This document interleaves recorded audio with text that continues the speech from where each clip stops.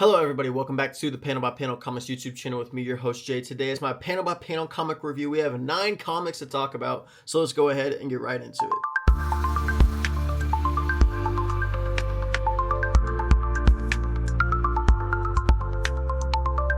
But before we get too deep into the episode, guys, if you're new to the channel, please hit that like button and that subscribe button as well, as we just hit 90 subscribers. Thank you guys so much for that milestone. It means a ton. Now we are 10 away from 100. Please hit that subscribe button. It would mean the world to me. I'm also cooking up a 100 subscribers special that is completely different from everything I have done so far. It's a type of video that is similar to like a Comics Explained, a Mullet Man Comics type of video, where it's a deep dive into either a character or a run completely explained in my voice and edited in that style. Let me know if you guys would want something like that or what you think I should do for a 100 subscribers special down in the comments below. But now let's go ahead and get started with the review. Coming in at 9th place, we have The Beauty. This is issue number 6, 32 pages for $5. This issue kind of had a lot to do because it is the new story arc for this series. It was alright. The art style was really well from Emanuela Lupacchino. Jeremy Hahn and Jason Hurley trying to really navigate a story here with The Beauty. We got to meet the original, potentially the original guy that was that contracted the Beauty or that created the Beauty. He's getting interrogated by the female detective, and he basically tells her, yeah, you got like 2 years to live. That might be it. It's like 400 to 800 days or 400 to 600 days, something like that. And obviously she's pissed about that. He talks about how they ran experiments on people and the trials, and that's how drugs get confirmed, is through these trials. And she starts to freak out, doesn't like it at all, which makes complete sense if we're being honest. And then we end the story with these football players who we know got the Beauty because they wanted to be more popular, they wanted to be more famous, they wanted a better opportunity for themselves, and it seems like that's where the story's going to go. Wasn't a whole lot of story progression in this issue. Yet again, it is the first issue of a new story arc. After the last issue was more of a filler, this is actually going to be more towards the actual story itself. I just didn't find it too intriguing. I am going to still keep picking up this series, but this issue was a B- for me. It could have been a lot better, but I'm trusting Jeremy Hahn. Next, we go over to Marvel. We have The Amazing Spider-Man issue 31, legacy numbering 995. This is 32 pages for $5, labeled The Talk. But before we got to The Talk, we saw this, I guess just bad guy hangout, villain hangout, where they have these items and they can bid on them. We don't know who the person running this place is at first. We'll later find another person that is there, but we see these people, basically the only way you can bid is not through money, but through blood, through pain, through grit. And we see them all fighting. Then we have May talking about how this is really their child, potentially. It is kind of interesting because they tried for multiple times, it failed. Then she hung upside down from this tree, this rock, and made a wish that Ben could have a kid. And therefore they had a kid. Kind of interesting, funny little loophole, I guess, for comics. Just some miraculous or never heard before type of thing happens, and it works. But Spider-Man then goes to where the villain hideout is, breaks up everything. I think he's kind of also fighting because he's confused. He's kind of maybe not angry, but he's just so confused and needs to blow off some steam somehow. So he goes, disrupts this villain hangout spot, and when he gets there he finds somebody. But we also see that she did have a boy, but who knows what happened to him. He was carried away from them, he wasn't breathing, and then she says she doesn't remember much after that. So that's probably who this guy is. They show the birth certificate, and then at the very end we also get an update on where one of the characters from the space people have been, Raylith. Maybe she's going to be involved in this next handful of issues as we get closer to issue 1000. But the main problem I have with this issue is the talk didn't feel like it was that important. It felt like it was more of an afterthought on the story, especially whenever it wasn't what you opened up the comic book with. And I thought the fighting was good, that was good, but I feel like the loophole to say that this is your kid probably wasn't that good, especially if you don't remember it. I don't know. It was interesting. I felt like it was a bit of a letdown. It's still an okay book. I gave it a B-. Could have been a lot better. I feel like the talk could have been more emotional. That's what I feel. Next, coming in at number 7, we have Lobo issue number 4. Personally, my favorite issue of the series so far. This is 32 pages for $4. Jorge Corona's artwork in this issue was absolutely fantastic. But it starts off with Lobo getting a call about how he needs to go basically get this new job. He's going to become recertified, and while he was on his way to get there, he gets this job to go and steal from what appears to be Superman's hideout called the Fortress of Solitude, but it's a tourist spot. It's a knockoff. It's not the real one. It's just a fake place. I loved this little just one-page pinup or one-page splash of just Lobo navigating his way through the little maze or whatever you want to call it. I thought that was so fantastic. Him and this little pick guy that looks like a cockroach. And then whenever they get there to try to actually take the place, these little drones come out shooting out of it, and they try to stop them. Lobo, being Lobo, just destroys all of them. Didn't have to really worry too much about it. But then his dog starts going crazy, and you realize, like, oh, it's because Supergirl and Krypto are there. It's time to actually get the main man versus the Woman of Tomorrow. They start doing battle. They have really good, almost sibling-like humor, sibling-like remarks back and forth with each other. It was a good battle. I think they're pretty evenly fought. They have similar strength. The only problem is Supergirl has a lot more powers than Lobo, and she was having the upper hand whenever these security guards show up and like, hey, are these two dogs y'all's? Because they kind of got out amongst the public and were running rampant. I mean, that's so cool. Just look at the dogs. So good. So they both end up getting put in prison after it was supposed to be Lobo's day off. And we'll see what happens with Supergirl in the Summer of Supergirl special. I guess this is kind of a somewhat necessary read if you want to understand all the context to that issue. But this was so much fun, written very well. Jorge Corona's artwork itself is worth the $4 price point. Scotty Young just having fun with this series. It's what it's supposed to be. Laid back, you have fun, you read it, you feel happy, you might laugh. You'll probably just be like, what in the world is going on? This is so much fun. That's how I feel whenever I read this series. That's why it comes in at 7th. It's not like the best book in the world, but it is a good filler or just a different tongue cleanser, mouth cleanser, whatever you want to say, but really for your brain, because it's just a completely different book. It's a solid B for me. It's really solid. Next, we go over to the Energon universe. We have G.I. Joe. This is issue number 32. Or 23, sorry, I got the numbers mixed up. 32 pages for $4. This one focuses on Risk and basically all the trauma in his brain, and Crystal Ball is going to use that to his advantage with this new dire tech that he has. It's essentially creating holograms, and you can actually interact with them in real life.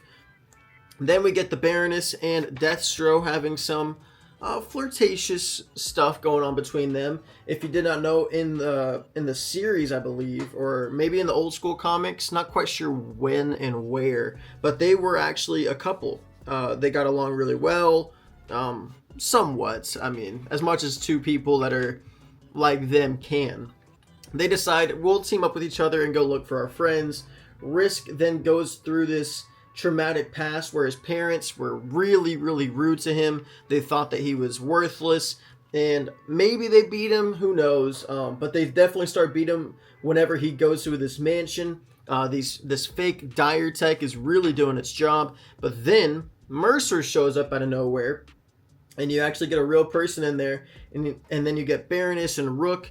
They find two of their friends being hooked up to this machine. They have no clue what it's doing to them. She says, can we yank it off? And he's like, I don't know. It could kill them. It could help them. I have no clue what this is.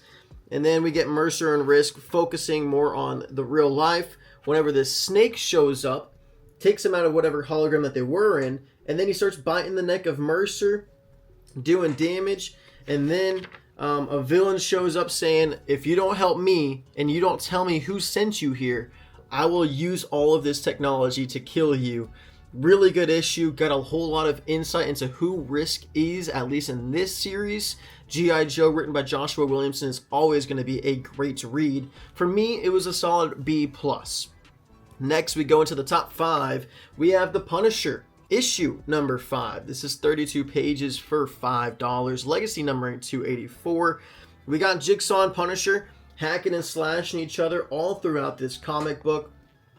Essentially, Jigsaw saying, why did you have to come back? Kingpin and Tombstone, I took care of them. You didn't need to be here, Frank. You did this to yourself. And he's like, well, I don't need to kill you. I just need your face. He had this sedative that was on this knife, so whenever he was slashing Punisher or Frank Castle, that was essentially numbing him, really making it difficult for him to move. He was slowly crawling away. We also get Tombstone getting released from jail, and he doesn't want to go out hiding first. He wants to go and kill Jigsaw.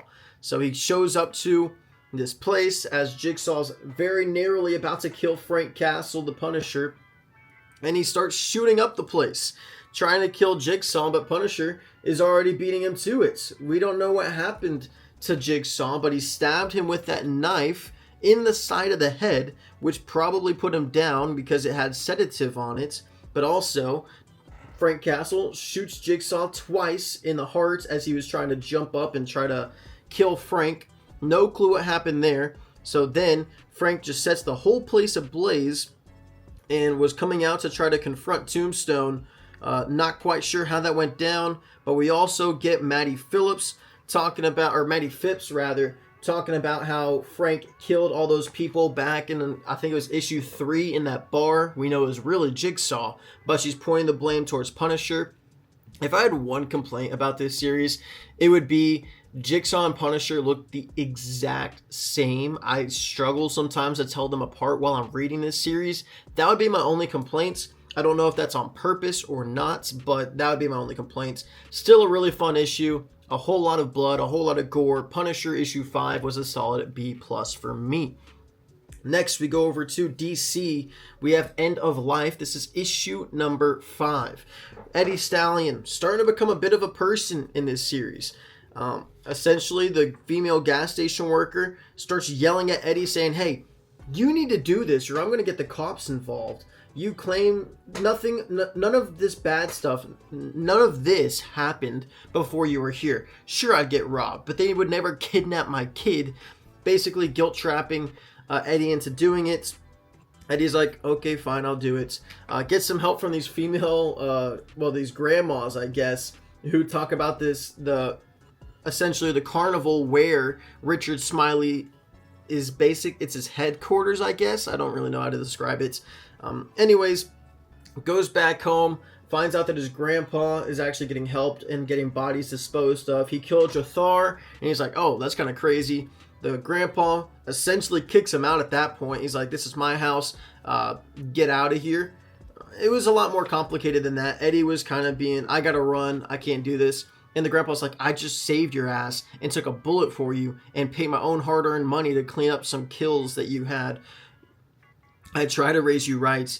Who the hell are you? Don't you walk away when I'm talking to you. I'm talking to you in my home. You don't get to walk away from me. Well, he does. He goes to the headquarters, tries to save this kid, and he does it pretty easily because this gang that Richard Smiley has is really nothing more than just a whole bunch of, I guess, just white trailer park trash is the best way to describe it. I think that's probably the best way to describe it. Anyways, Eddie finds the kid, but the kid then starts yelling at Eddie like, hey, can I get this toy? I found this puppet. And then he has to yell out to him, Trent, over here, goddammit. And then Richard Smiley finds him, and this was kind of funny. Eddie's like, I'm going to use my brain powers to shoot bullets at you. Fuck you all with mind bullets. And then two of them actually get shot, but you find out George, Eddie's father, is there to help him out. And he's also saying, please don't shoot me too, because they left with an argument. Anyways, Eddie kills a couple more people. The criminals, Richard Smiley's gang, all go on the run. They get arrested by the cops and like, please, please arrest us. Please don't let him do anything to us. And then we find out George is like, I can't let you stay here anymore, Eddie. Pluto was the place where me and Leona, who is him and his wife, we would stay. I don't know if it was because I hadn't seen you all these years or an aging father's soft heart, but I forgot how all you do is ruin everything, boy. You've brought danger and menace and death to this town I love, to my poor deceased wife Ruth's town, and I simply can't allow that to continue. My days are limited, and this is where I am happiest, and I will not let you destroy it with your selfishness, your recklessness, or your idiocy. Your time here is up. You gotta go. You gotta get the hell out of Pluto. And Eddie Stallion's now kicked out of his father's house. Where is he gonna go? What's gonna happen to him? How will that make him feel? I think that is more important, the biggest question here, because he has started to get a little bit of a softer heart, just like his dad. Is he actually going to go back on the evil side again? Is he going to be more relenting towards the city of Pluto, potentially, towards his father? Is he going to want to strike revenge on them? Who knows? But I can't wait to see where it goes next. Kyle Stark, Steve Pugh, great series. I gave End of Life a solid B+. Next, going into the top 3, we have Redcoat, issue number 18. This is 32 pages for $4. We get Simon Pure, or Simon Plum, as he is right now, trying to help Benedict Arnold after he got kidnapped by these two people that used to work for George Washington. And they're like, hey, you need to go and help your friend who's about to drown underneath all that rubble with the water rising up. You really shouldn't worry about Benedict Arnold. Anyways, he does go and save Albert Einstein, lets the kidnappers run off with Benedict Arnold, has a serious one-on-one talk with his wife. Yes, he is married right now. I believe her name is Margaret. And she doesn't take it very well after finding out that he's immortal. He's lived all these hundreds of years. And she's like, I don't even know you anymore. What witchcraft have you brought into this house, Simon? Into our lives? And she's like, Simon, I don't understand who you are anymore, what you are. And he tries to tell her that he's still the same man that she's loved for the last 10 years, ever since they saw each other's eyes. And she says, I can't do this. It's wrong. It feels wrong. He tells her, please don't give up on us, as he goes to try to save Benedict Arnold. And they are interrogating him because they want to find where is Washington's axe. And also Albert Einstein would love to know that question. He thinks Benedict Arnold stole it and is keeping it somewhere. Anyway, Simon Pure breaks him out after they shoot Benedict Arnold in the head, but luckily he is immortal and that won't do anything. But whenever they come back, Simon Pure didn't get Benedict Arnold, but he comes back home to a letter that the wife has took the kids. She feels like they deserve better, that the less they know, the better. And she just feels like it's not the same anymore. She says it feels wrong, which I can understand, because it's also like her and her kids are going to die and their husband, their father, is going to stay the exact same the entire time. She found the red coat also, so that might be a bit of, I guess, a way to feel about certain emotions, since she is an American through and through. Doesn't have any respect towards the British. So who knows, but this was such a good issue. You really do feel for Simon Pure in this issue, and I wonder how he's going to react from it. Will he care about trying to save Benedict Arnold? Will he care about just anything? Will this send him off the deep end? Who knows? I'm looking forward to reading the next issue. It is an A- comic book for me. Fantastically written by Jeff Johns. Final 2, we have Absolute Flash, issue 16, 32 pages for $5. When I tell you, I was hype after reading this book. Oh my gosh. Anyways, it starts off with Grodd, the father and the son, camping out in this place, trying to hide away from the humans. And they throw this tear gas in there, and it drives Grodd crazy. And you know the telekinetic link between Grodd and Wally, it makes him go insane. But also we got a little teaser What lies below Still Point? Is that Darkseid? I don't know. But I mean, if you don't know, the Absolute Universe was created by Darkseid. So really, in reality, Darkseid is the best writer in DC Comics. I mean, he's cooking up a storm with Absolute Batman, Flash, Wonder Woman, Superman. I mean, all the titles are great. Maybe not Green Lantern personally, but I mean, he's cooking up something right now. Anyways, continuing on with the story, Wally goes and gets Linda, who will help him find the monkey / ape, Grodd. She keeps calling him the monkey even though he's an ape. Linda says, "You know I'm still pissed at you for leaving me behind this morning, right?" Wally apologizes. She continues saying, "If I get to pet ape, you're almost forgiven." And then she asks what they found. And they went to Colorado. And she's like, "Well, we should just move here. We come here all the time now." And whenever they go inside with all these cop cars around, they're like, "Where is everybody?" Wally says, "Just stay close. If anything happens, I'll get you out of here in a flash." And she's like, "A flash? That could be good. Your code name. You can't be Wally. It's all about creating a brand." And Wally's like, "I don't want to be a brand." And Linda's like, "I didn't mean it like that. I just meant..." And then he shushes her and sees this cop, and he's being mind controlled. Come to find out, it is Grodd that is mind controlling them. I mean, obviously, Gorilla Grodd, the father, is doing all this, not the young one. So Wally ends up getting shot in the leg, looks like in the lower calf area, probably Achilles. That's my best guess, that type of area, which might not be good for anybody, especially if you're a runner. Anyways, Grodd stops all these bullets from coming right at Wally, who was protecting Linda after she passed out from getting knocked off of Wally because he was carrying her. He fell after getting shot and he flung her accidentally into the side of a wall and she got knocked out.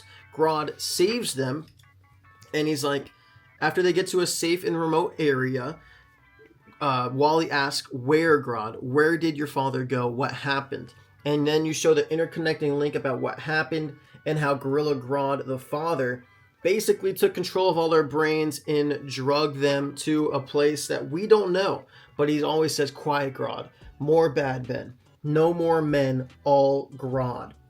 And you see what the plans are for Gorilla Grodd.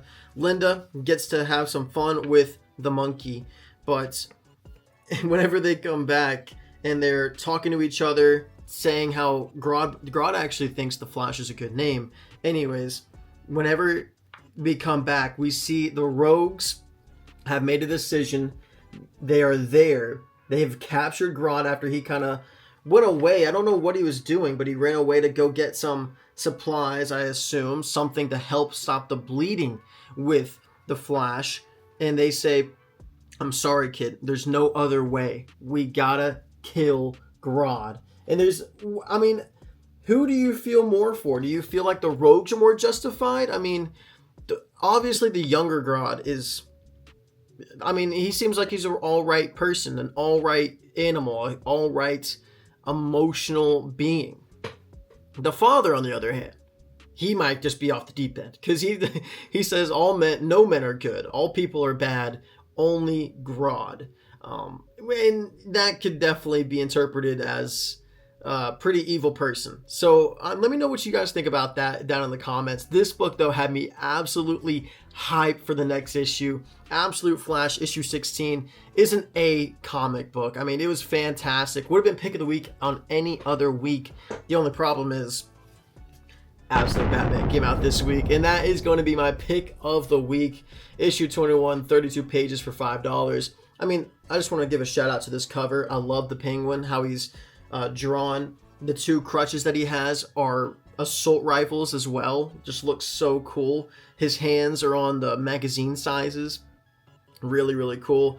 If you want a more detailed breakdown of this book, go check out my buy or sell. I went more in depth with it because it was on there as well. But the Robin scenes, I mean, the whole end bit with Batman and Joker finally coming face to face, seeing each other for the first time.